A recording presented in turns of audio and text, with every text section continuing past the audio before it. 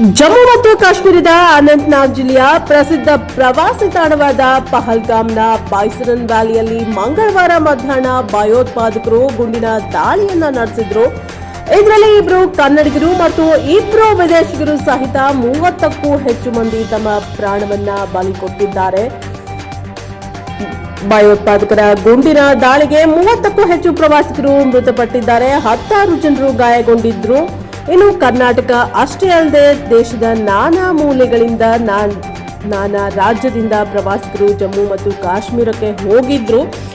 ಅಲ್ಲಿ ಪ್ರವಾಸಿಗರ ಸ್ವರ್ಗದಂತಿರುವ ಕಾಶ್ಮೀರದಲ್ಲಿ ಉಗ್ರ ಕ್ರೌರ್ಯ ಮೆರೆದಿತ್ತು. ಉಗ್ರರು ತಮ್ಮ ಅಟ್ಟಹಾಸವನ್ನ ಮೆರೆದಿದ್ರು. ಇದೊಂದು ಖಂಡನೀಯವಾದಂತಹ ಹೇಯ ಕೃತ್ಯ ಆಗಿತ್ತು.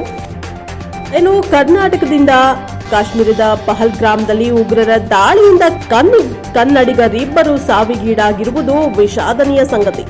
ಆದ್ದರಿಂದ ಜಮ್ಮು ಕಾಶ್ಮೀರದ ಪ್ರವಾಸಕ್ಕೆ ತೆರಳಿರುವ ಕನ್ನಡಿಗರನ್ನ ರಾಜ್ಯಕ್ಕೆ ಮರಳಿ ತರಲು ರಾಜ್ಯ ಸರ್ಕಾರವು ಪ್ರಯತ್ನಿಸುತ್ತಿದೆ. ಆದ್ದರಿಂದ ನಮ್ಮ ಕರ್ನಾಟಕ ರಾಜ್ಯ ಸರ್ಕಾರದವರು ಕರ್ನಾಟಕದಲ್ಲಿ ಪ್ರವಾಸ ನಿರ್ವಹಿಸುತ್ತಿರುವ ಪ್ರವಾಸಿ ಕಾರ್ಯಾಚರಣೆದಾರರು ಏನಿದ್ದಾರೆ, ಅಂದ್ರೆ tour operators and travel agents ಏನಿದ್ದಾರೆ, ಆ ಟೂರ್ ಮತ್ತು ಟ್ರಾವೆಲ್ ಏಜೆನ್ಸಿ ಮುಖಾಂತರ ಯಾರ್ಯಾರು ಜಮ್ಮು ಕಾಶ್ಮೀರಕ್ಕೆ ಪ್ರವಾಸ ತೆರಳಿದ್ದಾರೆ ಆ ಪ್ರಯಾಣಿಕರ ವಿವರಗಳನ್ನ ನಾವು ಇವಾಗ ಸ್ಕ್ರೀನ್ ಮೇಲೆ ತೋರಿಸ್ತಿರುವಂತಹ ಹೆಲ್ಪ್ ಲೈನ್ ನಂಬರ್ಗೆ, ಅಂದ್ರೆ ಸಹಾಯವಾಣಿ ನಂಬರ್ಗೆ ನೀಡಬೇಕೆಂದು ರಾಜ್ಯ ಸರ್ಕಾರದವರು ಕೋರಿದ್ದಾರೆ.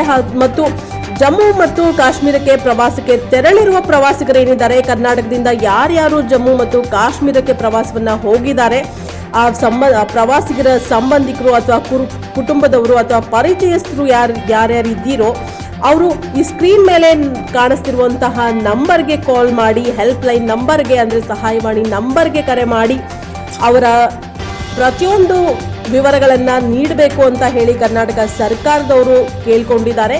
ಸ್ಕ್ರೀನ್ ಮೇಲೆ ಕಾಣಿಸ್ತಿರುವಂತಹ ನಂಬರ್ಗೆ ಎಲ್ಲ ವಿವರಗಳನ್ನ ನೀಡಿ ಸರ್ಕಾರಕ್ಕೆ ಹೋಗಿರುವಂತಹ ಪ್ರವಾಸಿಗರನ್ನ, ಅಂದ್ರೆ ಕರ್ನಾಟಕದಿಂದ ಹೋಗಿರುವಂತಹ ಪ್ರವಾಸಿಗರನ್ನ ವಾಪಸ್ ಕರೆ ತರುವುದಕ್ಕಾಗಿ ಸಹಾಯ ಮಾಡಿ